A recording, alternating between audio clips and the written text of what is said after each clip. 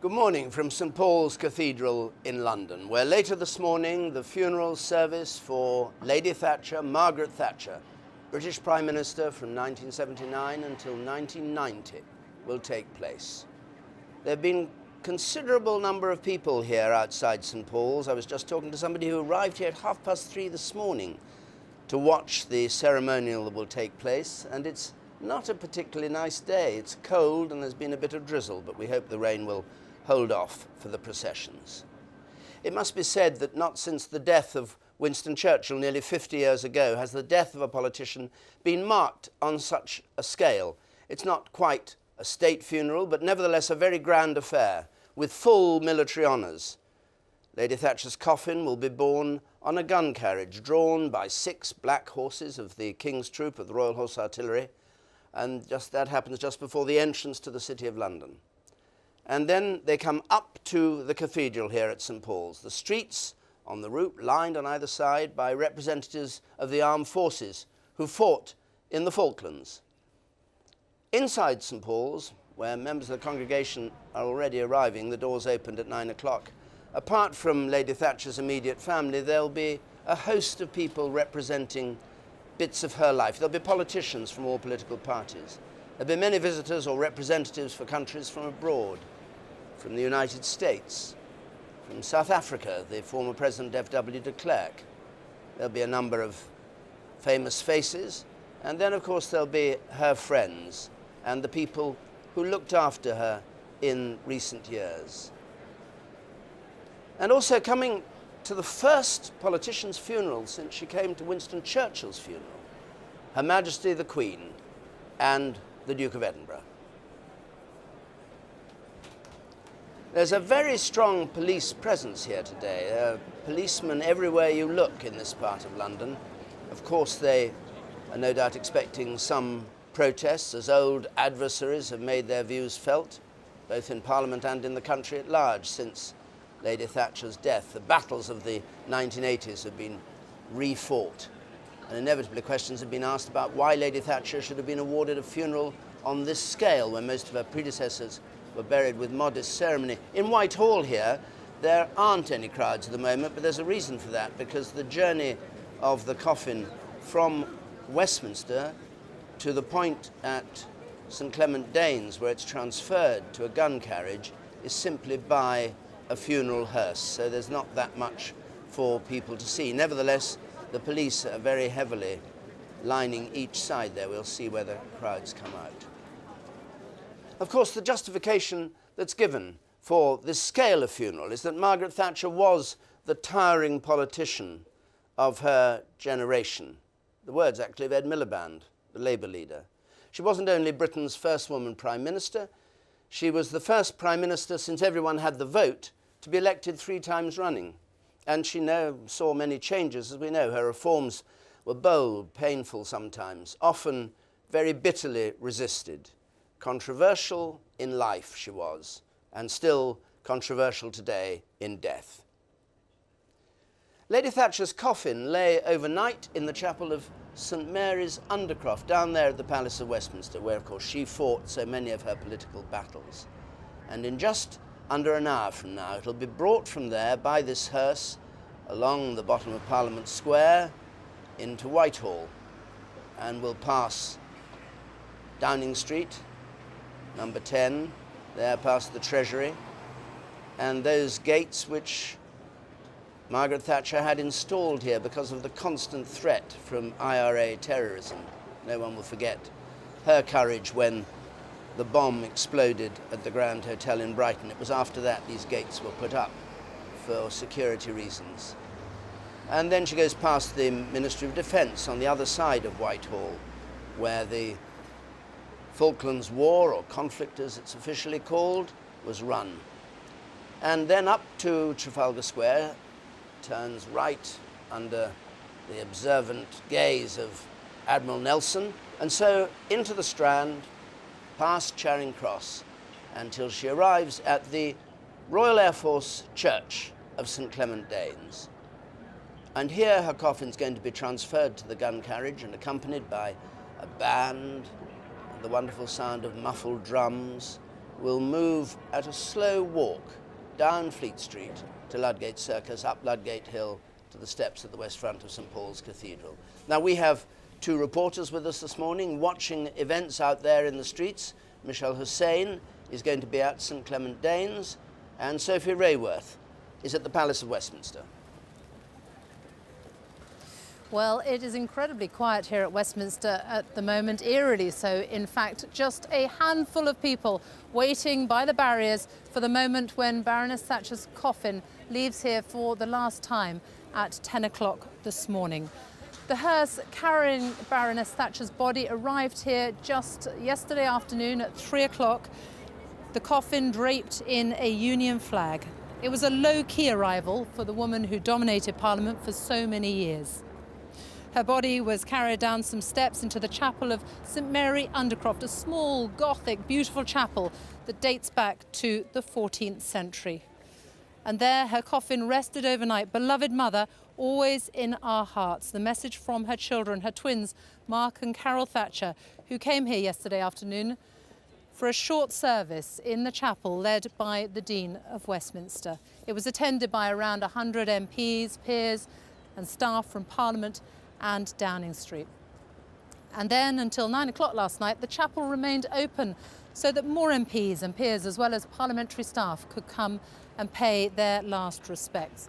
Well, it was Margaret Thatcher's wish that she should spend her last night here before her funeral at the Palace of Westminster, as close to the House of Commons as she could be. And at 10 o'clock this morning, she will leave here for the last time. She will be driven in the hearse to the Strand, and that's where my colleague Michelle Hussain is now. St Clement Danes is the church of the Royal Air Force, but today it has a unique role to play because it is here that the undertakers will hand over to the armed forces and the coffin will continue its journey as part of a ceremonial procession. When it arrives here, it'll be received by two chaplains, the Reverend David Osborne, who is the chaplain of St Clement Danes, and the RAF's chaplain-in-chief, the Venerable Ray Pentland. It'll be placed on stands that are already waiting in the nave, and both chaplains will say prayers during the brief time that the coffin is here inside the church.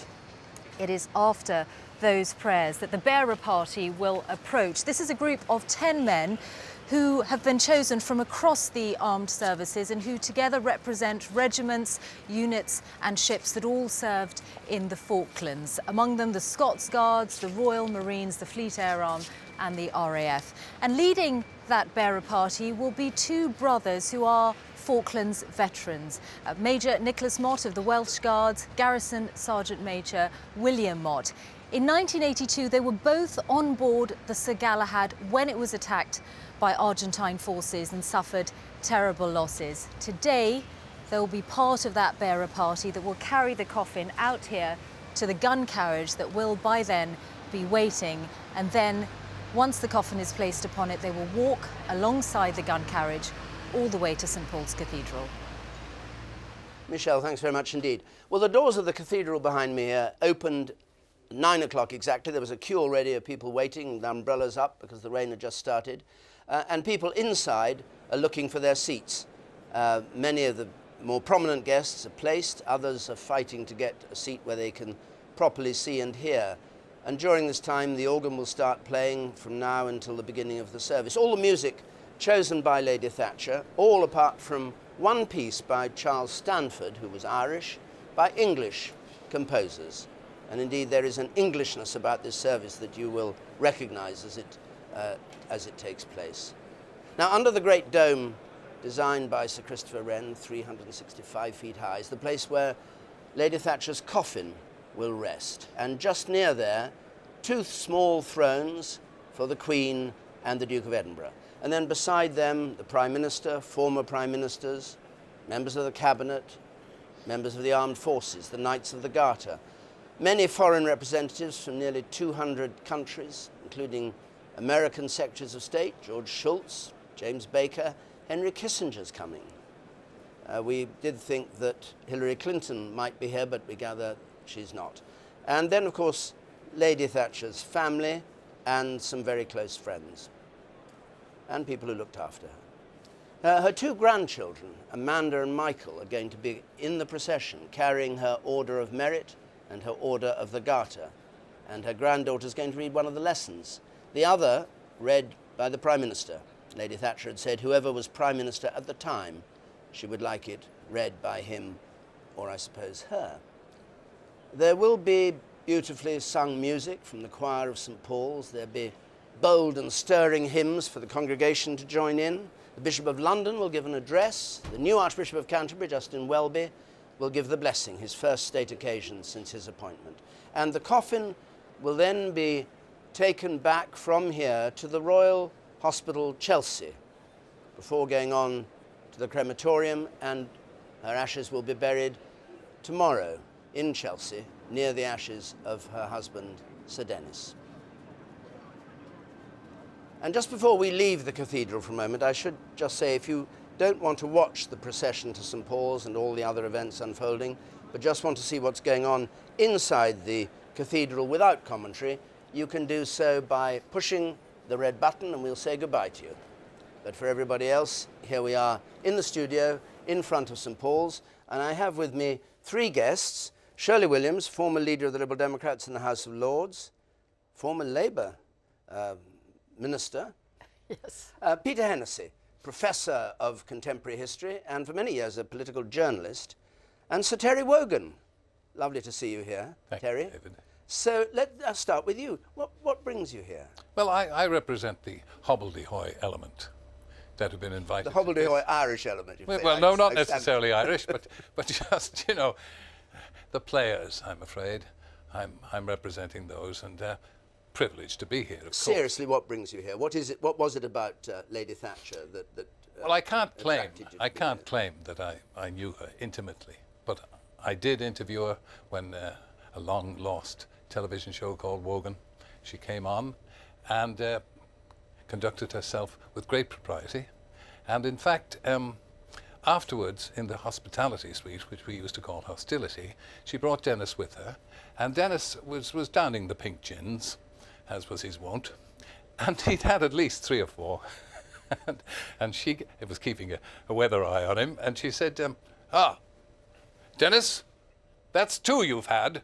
We must be off. So, you know, that's how I knew her, and she invited us when I was president of the Lord's Taverners Charity for handicapped children. And she was good at that, wasn't she? She came to a charity that I was president of, and out of the blue, I'd asked her again and again if she was free, and one day suddenly Bernard Ingham rang up and said, "Oh, she'll come." And she made a terrific speech, you know, and stayed an hour and talked about. Talked to everybody who was I'll there. not forget her for turning up for children in need. The only Prime Minister to do so. Shirley, this business of her husband, Sir Dennis, was obviously very, very close to her. But let's just look at her as a woman politician. I mean, you are a woman politician. You know what it's like in the House of Commons and indeed in the House of Lords. What was it about her that was so striking? Well, 2 things really. The first was that her domestic life was a very precious, separate thing. I mean, I remember that on at least 3 occasions when I met and talked to Margaret, she was ironing at the same time. She was very keen on ironing. It was somehow something about the tidiness and sort of correctness of her life. And I think Dennis Thatcher was crucial to that. But in a funny way, I also think he wasn't particularly interested in her politics and her policies. He was particularly interested in her. He loved to watch her act in the political world. Yeah, when she told him she was standing for leader, he said, "Of what?" He said, "Of what?" I think I started that story, yes. And it's a true story. It's a true story, is it? True story. I think he must have been teasing her. Well, I'm not sure entirely. I think he actually kept a certain detachment. He kept himself as her husband, and she always regarded him that way. She was very proud of making him breakfast quite often, as well as ironing the shirts. What about in the House of Commons? Well, then take the other why side are we of her. here, I suppose, Right. is the real question. First of all, because of the extraordinary single-mindedness of her personality. I mean, what really zoomed her from Grantham to number 10 was this extraordinary commitment of the whole of her energy and thought to where she was getting and how she was going to get there. And that went through the whole of her political life, staggeringly much more than I think any other Prime Minister. And secondly, something that hasn't been talked about a lot, which is that Margaret Thatcher saw politics as being extremely serious. It wasn't the subject of cartoons, it wasn't the subject of jokes, it was something that was of central significance. And therefore, unlike many male politicians who she regarded as playing games. She never played games with politics. She was always central and serious. It wasn't politics for gossip. Peter, there hasn't been a funeral on this scale since Winston Churchill. Since 1965. Yes, and before that, you know, you have to go to Gladstone and Palmerston. Wellington. And Wellington. Wellington. They're reserved for the titanic figures in British politics, and wherever you stand on Mrs. Thatcher and her policies, Margaret Thatcher and her policies, you have to recognise this extraordinary force field she had around her. And she had from the very beginning. She was a primary colours politician who spoke in caveat-free sentences. And Shirley and I were talking about her earlier, that no pastel shades, said Shirley. There were no pastel shades. And I was with Shirley. I was very lucky as a young journalist in the first weeks of '75, when Shirley was a minister, and the private secretary was going to bring in the news of who'd won the last runoff ballot, Willie Whitelaw or Margaret Thatcher, to lead the Conservative Party. And I remember Shirley saying to me, before the result came in, as a woman, I hope it will be Margaret. But as a Labour politician, I hope it will be Willie, because if it is Margaret, she will polarise politics and she'll push my party to the left, and Willie Whitelaw won't. And Shirley, you were spot on, and that's partly the big story of the 1980s. A primary colours politician who disturbed all the atoms in the normal force field of British politics. We'll talk more about it during the morning. And let's just have a reminder, though, about Lady Thatcher's career. I mean, political careers are always uncertain. Politicians, as Shirley Williams knows well enough, are buffeted by fate. And with hindsight, these careers may seem to have a kind of inevitability about them. But for those who chance their luck on a political career, every step may be the one that trips them up. Margaret Thatcher's rise through the Tory ranks to become Prime Minister was no exception. She had the luck, but she also, as Peter was saying, had the determination and nerve needed to get to the top in a man's world where no woman, remember, had ever ventured before. The incoming Thatcher government tried to curb inflation, increasing tax and interest rates. The economy went into recession, unemployment rose, and with it trade union opposition to her policies. Undaunted by her unpopularity, she pressed on. I have only one thing to say. You turn if you want to. The ladies not for turning. Thatcher's response to the Argentine invasion of the Falklands 8,000 miles away was decisive but risky. After a victorious 74-day campaign, Mrs. Thatcher celebrated the triumph. Margaret Thatcher returns to Downing Street with the biggest majority since 1945. Her second term of office was marked by violence at home. Violence on the miners' picket lines as they struck against pit closures. Violence in Brighton when the IRA tried to kill her. Life must go on as usual. Thatcher pressed on with plans to hand back power from the state. We Conservatives are returning power to the people. That is the way to one nation, one people. On the world stage, she made common cause with President Reagan. We share so many of the same goals and a determination to achieve them. You ain't seen nothing yet. But Gorbachev's Russia, too, was sympathetic to her message. It is wonderful to be entrusted with the government of this country, this great country, once again. But her third term in office proved her downfall. An attempt to introduce a universal local tax, the poll tax, led to riots in the streets. And just as damaging was dissent in cabinet over her new stridency on Europe. It led to the resignation of her Foreign Secretary, Geoffrey Howe, and a challenge to her leadership from Michael Heseltine. When she failed to win an outright majority of Tory MPs, her own cabinet told her it was time to go. Ladies and gentlemen, we're leaving Downing Street for the last time after 11 and a half wonderful years, and we're very happy that we leave the United Kingdom in a very, very much better state than when we came here 11 and a half years ago. One of the curious things about political life is it's those cliches that we see again and again, the picture of Lady Thatcher leaving Downing Street or the ladies not for turning, that in the public mind, in our minds, seems to define the politician. In fact, of course, political life isn't like that. As somebody was writing about her the other day, she worked and worked and worked with an attention, focus on detail. And those public appearances were just things that were dressed up either for her party conference or for a speech. And it wasn't the real Lady Thatcher. We're joined now by Michael Forsyth, Lord Forsyth, who was a very junior minister, I think, in her government. But then you got to know her in later years, and when she was in the House of Lords. What was your impression of her strength? Well, actually, I first got to know her with Keith Joseph and was involved in her leadership campaign. In fact, I think I won £50 on a 50p stake when I was becoming leader of the Conservative Party. £50 on 50p? I think it was something like that. It was a lot for a student. I mean, I got involved because the country then seemed a complete disaster, and she had this optimism and this belief in Britain, and the belief that it could be turned around at a time when most people didn't. And as a minister, of course, you had to work very hard. I mean, David Davis, I remember him shouting to me as I was rushing across the central lobby, Rome wasn't built in a day. And I said, well, Margaret wasn't in charge of that job.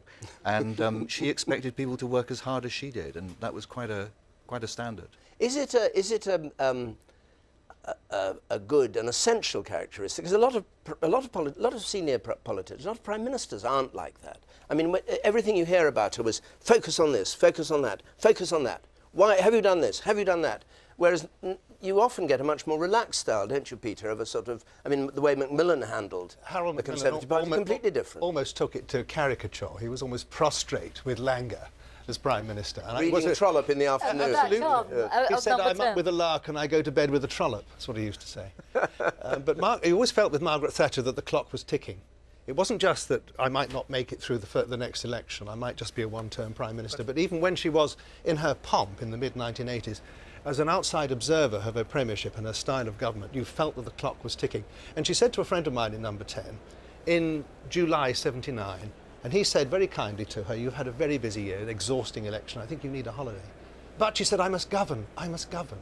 And she felt right to the very last day, didn't she, Michael? This compulsion to govern. I think she was driven by this thing that she got from her father and her Methodism, that if you had talents, you had to use them, you had to work hard for the benefit of society and the country as a whole. Was it a disadvantage in some ways? I mean, was it that, for instance, that led her to her downfall with the poll tax and her party turning against her, because she sort of couldn't see the wood for the trees? Well, I don't know that today's a day to talk about the politics of it. I don't think it was a downfall at all. People think she was very dogmatic, but every meeting on every issue started with one question, which is, what are the facts? She had a belief, a set of beliefs and convictions, but she was prepared to change according to the arguments, and I think her scientific training made her very determined to operate on the basis of facts. And yes. I think modern government, I think it's very difficult for ministers if they're not on top of the detail. Do you agree with that, Shirley? She was a much more pragmatic politician than people think. She gets called an ideologue. I don't think she was an ideologue. She was a person with very strong convictions. But it's interesting to me that she never, for example, tried to privatise the National Health Service. She never turned back comprehensive schools. And one of the reasons for that was because she deeply believed that what had been embedded in the wishes and opinions of the British people were not for Prime Ministers just to stand on their heads. She was much more pragmatic and much more in tune, I think, with popular opinion than most people have recognised. I think the other thing about her is she was always keen, even in her latter years where she was suffering from her illness, she always wanted to get things absolutely right and not let people down. And so as her memory deteriorated, she found it very, very difficult and quite frightening, actually, going to public engagements, because there was always this worry that she might say the wrong thing. But her sense of duty and being involved in charities and so on drove her on.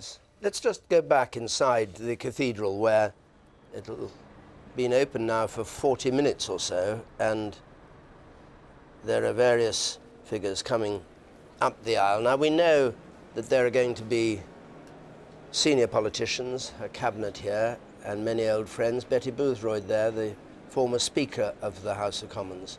I think Michael Martin, another Speaker, is going to be there too. The present Speaker will be here as well, George Osborne, the Chancellor of the Exchequer, arriving with his wife. The inside there on the left, Cecil Parkinson. Leon Britton on the right, both in her cabinet. Ken Clarke coming up the stairs. The only member of her government who is still in government in the cabinet. And they're going to the seats that are reserved. The closest part under the dome is where the VIPs, so to speak, are going. Sir Malcolm Rifkind, former Defence Secretary and Secretary of State for Scotland.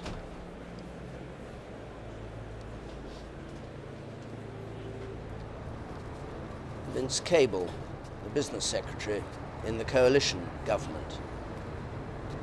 Many Labour MPs have stayed away, but some have come here. It's not been entirely divided on partisan lines for the reasons we've been discussing. There are some Labour MPs who feel very strongly that they shouldn't come and it would be hypocritical to come.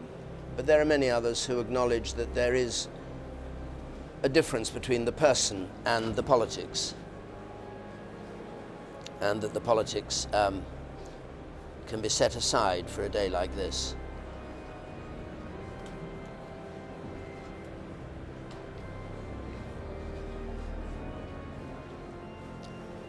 Well, all my guests here are going, apart from Peter Hennessy, who's going to stay here, are going into the... You're going, Matthew, into the kitchen. Yes. Matthew Parris, the former Tory MP, worked very closely with Mrs. Thatcher, and Virginia Bottomley, Lady Bottomley, Baroness Bottomley, I should call you, Baroness Bottomley, who also worked in Mrs. Thatcher's government. Virginia, I'll start with you. What was your memory of her today when you hear the eulogies and hear the Bishop of London and all that? What's the Mrs. Thatcher or the Lady Thatcher that you'll remember? Well, she did carve out the way for women. I mean, there were 23 women when I went into the House of Commons. We never thought we'd have a woman Prime Minister, and she was just remarkable. I always think she invented political power dressing. I only got selected in my constituency because I had my hair done exactly like hers, and I wore a suit and a bow like hers. And whenever you saw her, she was sort of impressive, formidable, remarkable. So there was this extraordinary sort of confidence, which I think we've been talking about, came out of being a scientist and being out of a Methodist. She had this sort of clarity. You know, women are always supposed to be full of self-doubt and lacking in confidence. So she had this great vision. And she always knew what the big issue was. I mean, when she said Prague is the centre of Europe, you felt she's right. You know, she brought in Eastern Europe. She recognised that. So she had this wonderful clarity of speech. But to me, I was always daunted by her, I'm afraid. Frightened of her? I'm afraid so. Argue with her? Intimidated. Well, this is what I never realised until much later. She loved a good argument. And she really wanted to give as good as she got, you know. But I, of course, was much more intimidated as a junior minister. I remember being summoned when she first offered me a ministerial job. And she said it was an environment. So what did I say? I said, well, Prime Minister, I don't know anything about it. So she said, well, you'll just have to read it up, won't you? And of course, a man would have said, well, Prime Minister, I'll bring a clear mind to the job. So she had this wonderful certainty, a wonderful woman, an amazing woman who changed politics for women. Matthew, you worked with her as a very young man, didn't you? Answering her letters, writing speeches as well? That's when I knew her best. Yes. I was her correspondence clerk when she was Leader of the Opposition and hadn't been Leader of the Opposition for all that long. She was a very different person to work for than to work with. I think she could be very difficult to work with, but as a boss, she was absolutely marvellous. She was always in at the office before we were. She never left until long after we had gone. Is that marvellous? I thought it would No, it be is nerve-wracking for you. You can go, I can't go home yet because she's still working. No, she inspired us all with a sense of a kind of mission. It felt like a team, it felt like a platoon, with huge enthusiasm. We adored her, adored her. Did she flirt with you? Because, I mean, most men, I mean, I certainly found when I interviewed her, many occasions, she was always just a little bit flirtatious. Nice tie, David, where did you get it? That sort of thing, you know. I'll get one for Dennis, I remember saying once. She used to lay her hand on your wrist sometimes. Oh, she never did that to me. Yes. Oh. I wasn't as close to her as dinner with her once, and I was telling her I was going halfway around the world to see the moon and the stars from the top of some great mountain, and she said, don't bother, dear, she said, you'll go halfway around the world, you'll look at the moon and the stars, and you'll think I'm looking at the moon and the stars from halfway around the world. Well, dear, she said, stay here. You can see the moon and the stars from Spalding, she said, holding my wrist. Why Spalding, I often wondered. I've no idea. Lincolnshire. Lincolnshire, Yes, of course, it would be. Yes. near Grantham, Yes, yes. where she came from. So we've been talking a bit about the commitment to ideas and the way she handled political ideas. Do you think that her focus, almost tunnel vision on particular projects and problems, which was her identifying characteristic, did that also allow a big view about Britain and Britain's place in the world? Because the two things seem in a funny way that they might be in conflict.